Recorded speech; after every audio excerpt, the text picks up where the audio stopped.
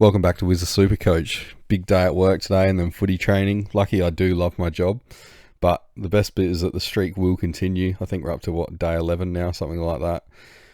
By the time you watch this, it'll be tomorrow, as in the 29th. But obviously I did get it uploaded and all finished before midnight. So yeah, just beat the buzzer there. Now, I've been feeling like these vids might be a bit hit and miss lately. People may get something out of them, and they may not, and that's totally fine.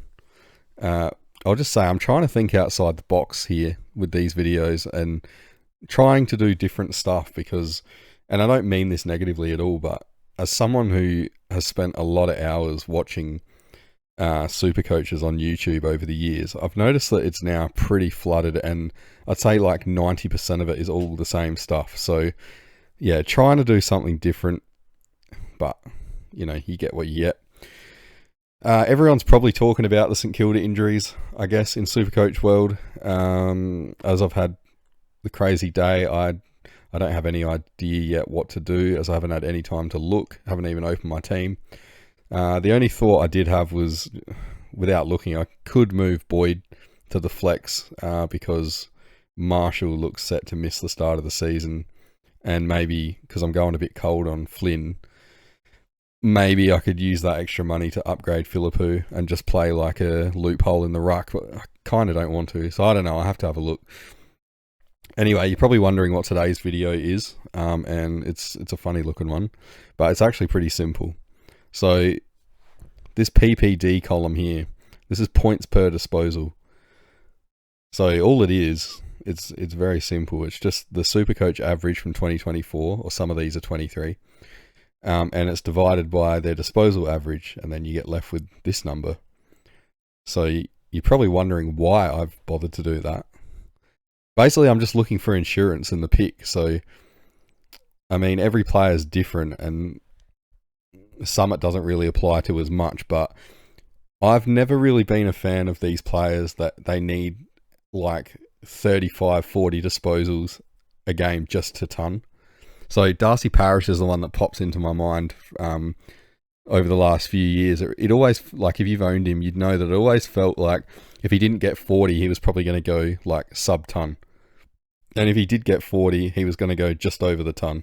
Very rarely did he have like these ceiling games. So kind of looking to eliminate those kind of players. And because if they get tagged out of the game, things like that, or just tagged in general, it's hard for them to rack up a good score. Whereas if you look at Bontempelli here, like, there's a reason why he's the king. So he's got this good score here, 4.9, because he just finds a way to get it done. He doesn't have to get 30 disposals, 40 disposals a game. He's averaging 25. So yeah, so that's basically the gist of the video. I'll explain, I guess, what the colors are. So these are positional. And it's not based on the position that the player actually plays or where they played. This is based on Supercoach positions and the position that we'd be looking to pick them in. So if they're, like a Kennedy here, a mid/forward, well, obviously he's marked in green as a forward because we wouldn't be looking to pick him in the midfield, if at all. So yeah, forwards are green, the mids are blue, and defenders are red. And you'll notice that there's no ruckman. The reason why is because they will get their own video, because they're basically like a game within the game themselves.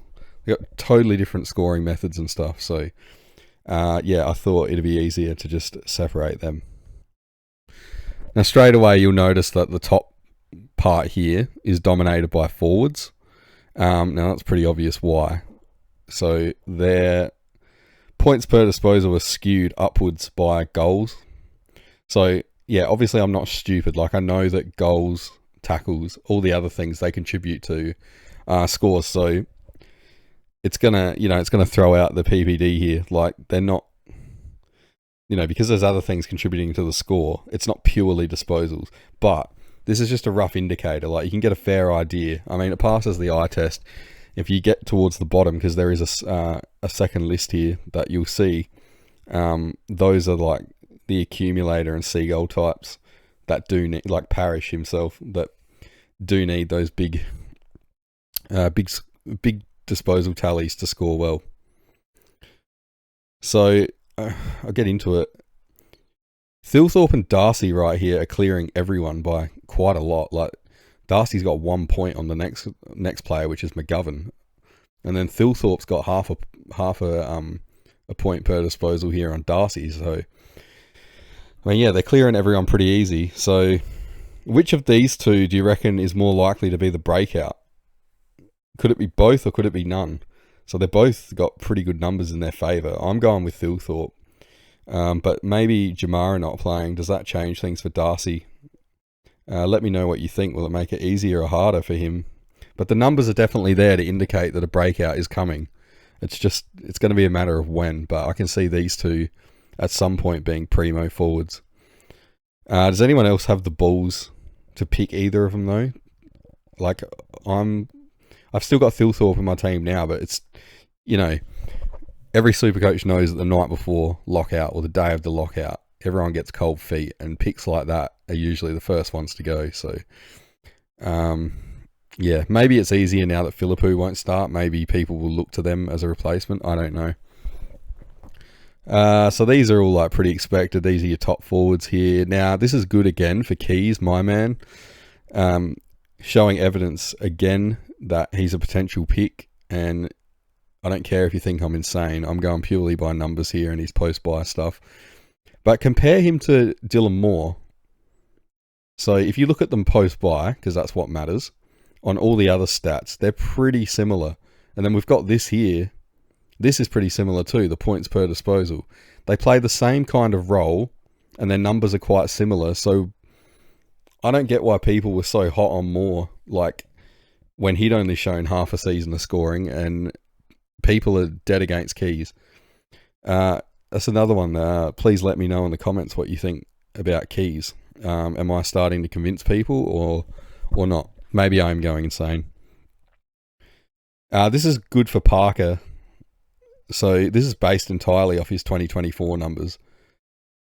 He played mostly forward, so he may still be a pick. I'm not sure. But it shows here that he doesn't need heaps of the ball to still score okay these days.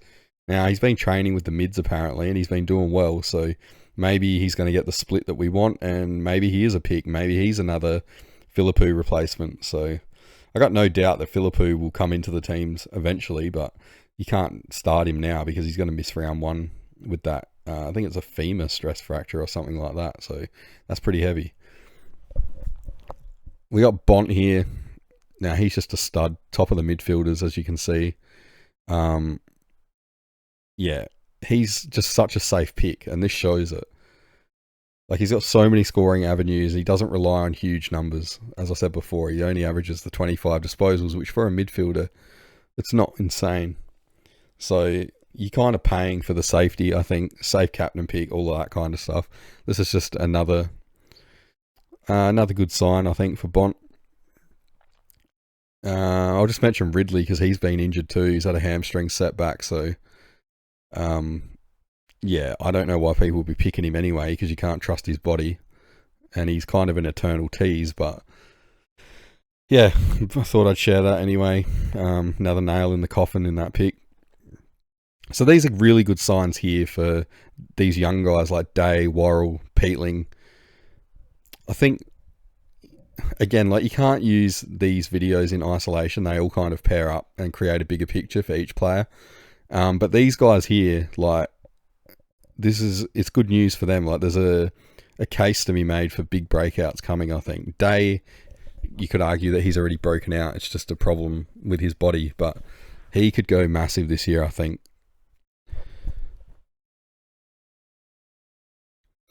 So Heaney's that goal-scoring type mid. That's why he's got the inflated score here for a midfielder. But it is nice to see, like, Peatling up here. He's in good company if you look at the guys around him, the other midfielders. This one was interesting. Ed Richards, it really stood out to me. Now, again, look at the company he's in. Surely this adds to his chances of being a pick if we could get any kind of indication that he's going to be a full-time mid.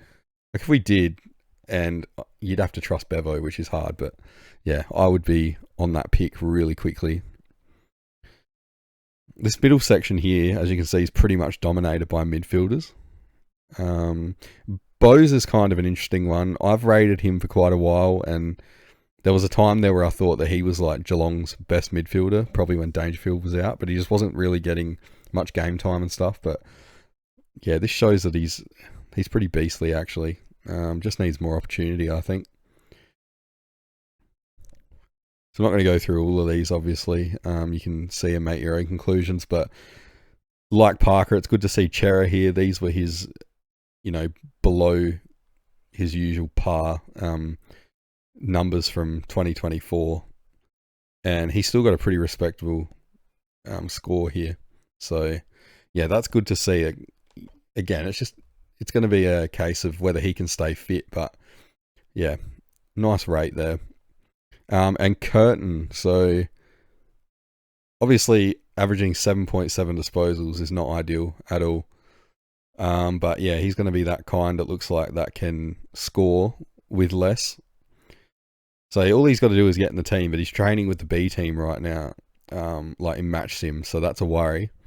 But yeah, it would really help us out, I think, if we could get him as a forward rookie. So I'll bring up the next list now. So what I think I'll draw the line in the sand here from what I've been looking at. It looks like you want to be getting 4 and above for this. So now I'll bring up the lower guys. And of course, as usual in these vids, it's anyone who's Supercoach relevant. I'm not going to go through every player. So here's the second list. Now we start to see, I think, those who need to accumulate more to start scoring, like scoring what we want. Obviously, it doesn't matter for those guys who rack it up on the regular, though. So people like Sheasel, Sarong, because, they're just going to do it. And this, as I said, this is just kind of like an insurance thing, but you kind of don't need it with them. So, as usual, this is all just a rough indicator. It goes with the other vids. I know I've said that, but I feel like it's really important to get that message across. But yeah, just remember each player in this is very different because there's so many variables in AFL. So you can look at a player here and you might think, oh, well, they're an accumulator and they need to be fed or something like that. But it's actually not the case. Like all we're looking for is basically reason to investigate further, I think. So Sheasel, I know I mentioned him just before, but yeah, he's your perfect example. Like, I know he's below the 4 that I said. He's only just below it, 3.9. But he's your perfect example of that player that he just keeps finding it. So it doesn't matter if he's 3.9 or whatever. He's just going to do it. But on the flip side, I think here for somebody like LDU, he obviously needs like these high numbers or he's not going to score so well. I think this is why he's kind of prone to those bad floor games. Could be wrong. Let me know in the comments, any North supporters or LDU fans. I've never picked him, and I don't think I could. He just doesn't have that insurance, like, again, compared to that Bont type. And I know that Bont, obviously, those kind of players don't grow on trees, but you get the point I'm trying to make. I think guys here like Nas and Bailey Dale, like, you can see that they need to be fed here. And even when they are getting this, like, compare them to the top defenders. If you go back, we're seeing here, like your Houston and that, like he's averaging a couple less disposals, but he's clearing them in average scores. A Ryan, that kind, So yeah, that's probably their downfall as well. They need to be fed a lot. So with that in mind, and because Nas needs open space, if anyone, I was talking about this in the comments with someone the other day, but I think anyone that's looking to pick Nas, be aware of that Norwood game, because Norwood Oval in Adelaide is absolutely tiny. Like, if you've ever been there, you can see it makes the SCG look huge. And there's not much free space for those half-backers to run around and get massive, like, seagull disposal tallies. Still a good pick, though. I'm just saying, that one game. I thought George Hewitt would be higher than this because I thought that his tackle, like, he scores a lot of tackles. And I thought that it would elevate his points per disposal, but obviously not. We see McRae here. So the question is, can he still average enough disposals at this rate to give us what we need, because he's probably going to need, looking at this, maybe 23, something like that, to give us. He's going to have to raise this, 23 to 25, I'd say, to try and give us the points that we need on average. I don't know if he can still do it, but he's still in my team. I'm still pretty confident in the pick. Sheldrick here, same as Curtin. Hopefully he gets picked, because we know Sheldrick can score. He just needs to get in the team. So Dacos is showing why he can get those rough scores, when he gets like a bad tag and stuff. It's not like a Bont type, and I know I keep using him as the example, but he's the golden boy. Like, he's just so safe. If Bont gets tagged, he can get by, but Dacos needs all that ball, really, and if he can't get it because he's tagged. So I think it was James Jordan tagged him out, and Neil Bullen, I reckon, was probably the most effective one. Dacos is cooked in that situation, because he just can't be fed the ball, and he's not the greatest at the hard balls and stuff like that, which is not a knock on him. It's not really his job, but yeah, this is why we see those 60 games out of him. So that is a bit of a worry, but again, that's what we're looking for. We're looking for that insurance. Obviously not saying Dacos ain't a pick, though, because he's kind of like Sheasel. He does rack it up on the regular. There's a slight worry, I guess, for Brayshaw to see this down here. I thought he'd be higher, but given that Sarong is the one that's likely to cop the attention, I think he should be pretty free to do what he wants, and this shouldn't really affect him. So yeah, as I said before, we're probably now seeing down here like a lot of those accumulator and seagull type players.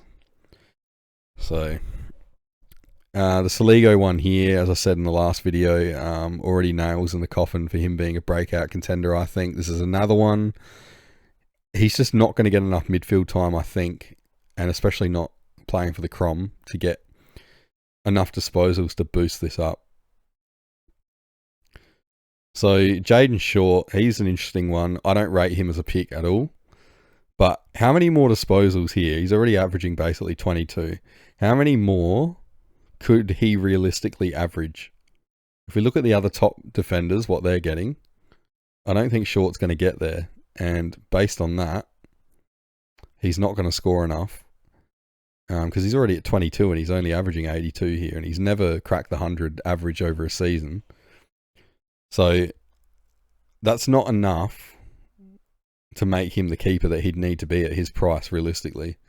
So I can't understand why he keeps coming up as an option every preseason. People want to jump on Short. I just don't get it. Like, I could understand if he was like Ridley and it was an injury thing and we think, oh, his body's going to come good eventually. But Short, he just isn't it. Simpkin was one that I expected to be higher, given that he spends time forward. You would think he should be getting goals, and that's going to pump this up. Most others that have that same role, if you go back here, like these guys, they've all got the really good PPD, but Simpkin, for some reason, is lagging well behind. Not sure why that is.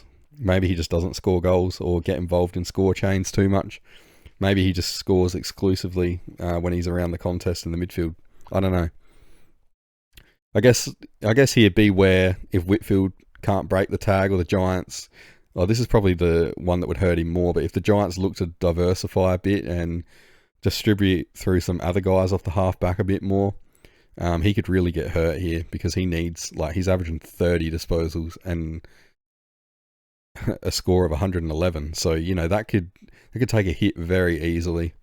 So again, we're looking for insurance here, and I think that's not a great sign for that pick in terms of insurance.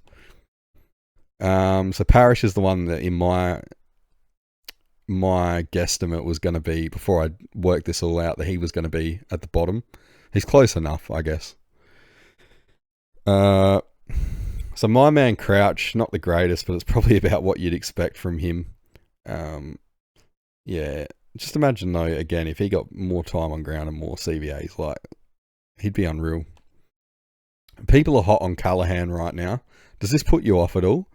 Especially because I've seen him compared to Bont, but they're literally opposite ends of this table, and I'm not expecting him to be like Bont now.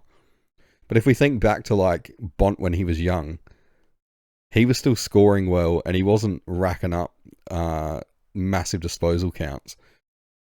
Callahan, on the other hand, he needs it. Like we can see here, he's already averaging 23. He's only 2 disposals behind Bont, but he's averaging like, what, 40... about 44 points less a game. So I don't know. I don't know if that's a very good sign for him at all. I'm not looking at him as a pick. There seems to be, because I was having a look through last year trying to see like the players that broke out and stuff, were there any indicators? Some of them yes, some of them no, and I might even do a video on it eventually. Just the reason why I bring it up though is that I think that there are guys that they start to show numbers for a breakout and then it just doesn't come. Or they're predicted to break out, and yeah, things like this kind of point the other way. So Bailey Smith, I'm just going to skip to here. Bailey Smith, well, it looks like he's the last of the established players.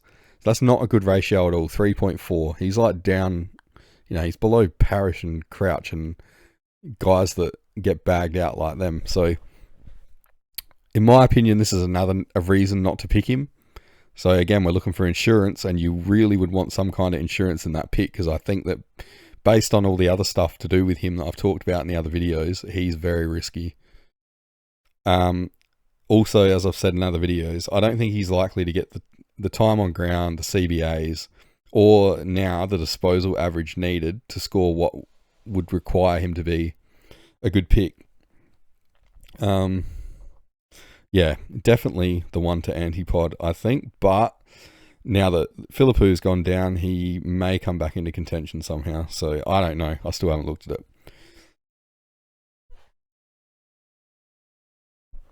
Sorry, I just had to hit the pause button there. The cough button, we'll call it. So yeah, that's basically it for this info. I'll leave it for you to make your own conclusions and stuff. But I think it's, again, in conjunction with other stuff, it's a pretty handy tool. Yeah, it's just an indicator. Shouldn't be used in isolation, as I always say. I guess I'll go away now and try and get this uploaded before midnight. It's starting to get pretty close. So, yeah, thanks to everyone who's watched and people who've been commenting and hit the sub. So, only at the last time I checked, I think it was only 15 to go now until I get to my goal of 200 by round 0. So, at this rate, I think I might have to reset the goal. But you guys are amazing, seriously. It's what got me across the line to put in the effort to actually get this out so late. But yeah, I'll keep it up. So, I'm going to try and get some sleep now. And I'll see you in tomorrow's video. Cheers.